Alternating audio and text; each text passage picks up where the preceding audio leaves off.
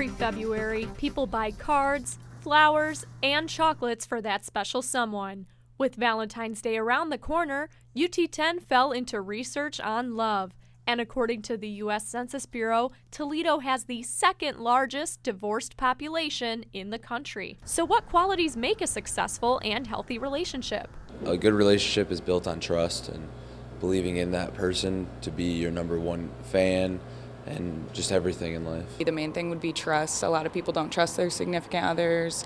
They use social media to stalk them and see what they're liking and thinking that everyone's cheating by liking another person's picture. UT students surveyed said modern technology makes finding a date easier, but maintaining relationships more difficult. I slid into what now is my boyfriend. I slid into his DM, so I shot my shot, which is pretty funny because usually guys do that, but I think that since it's modern times, girls are allowed to make the first move. Communication-wise, it has made things easier, but it has made us a little bit less personal. I think it's easier to connect with people and easier to talk to people. You just got to be careful with who you're trusting. When it's something that's really important, I think that communication needs to be done in person. I do kind of feel like we lost the whole actual going out on dates, movies and things like that. After hearing UT student concerns, we thought we'd ask the experts. Does texting and social media make modern dating for better or for worse? The way that phones trigger your brain to release dopamine every time you hear a ding or every time it vibrates,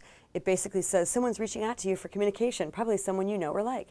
And your brain releases dopamine, you feel great, and then you're like, oh, it's them.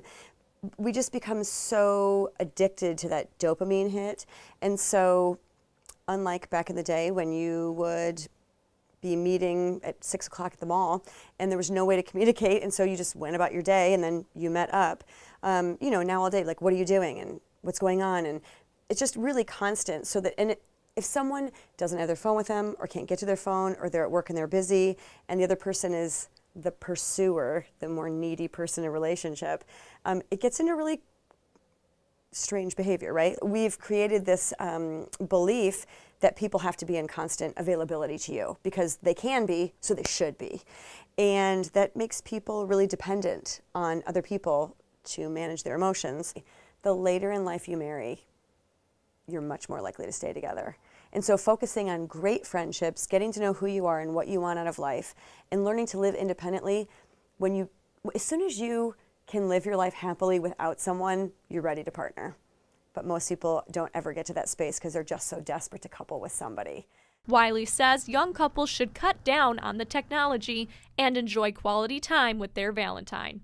I would challenge people sometimes to go on dates and make a decision beforehand that you're not going to tell anyone where you are or what you're doing, and not taking any romantic pictures of the menu or the restaurant or your dress or the jewelry, and just live in the moment and don't have to tell anyone and just see how it feels. Reporting from Toledo, I'm Rachel Schneider, UT10 News.